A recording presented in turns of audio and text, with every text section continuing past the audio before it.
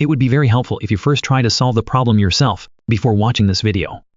Question 27. Here we have limit as x approaches 5, square root of x minus 1 minus 2 over x minus 5. So first thing we have to do, we have to substitute 5 for x, right? So numerator, we have square root 5 minus 1 minus 2.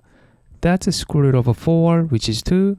So 2 minus 2 is equal to 0, right? What about our denominator?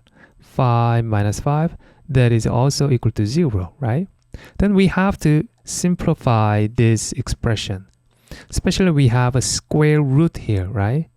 So we're going to have to rationalize this expression. So we're going to multiply square root x minus 1, 2.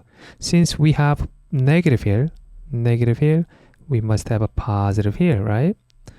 Over square root x minus 1 plus 2.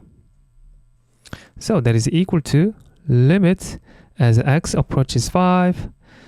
Square root x minus 1 square, right? We're using this formula right here. A minus b times a plus b is equal to a square minus b square, right? So this expression right here, a minus b times a plus b, that's going to be equal to a square. So square root x minus 1 square minus b square, 2 square. So we have square root x minus 1 square minus 2 square. Denominator, we have x minus 5 times all of this expression right here. Root x minus 1 plus 2. So far so good. So root x minus 1 square, that's just x minus 1, right? So x minus 1 minus 4, that is equal to x minus 5. So we have limit as x approaches 5, numerator x minus 5, denominator we have x minus 5 times square root, or with a parenthesis, x minus 1 plus 2, right? So we have same factor. Here x minus 5, x minus 5.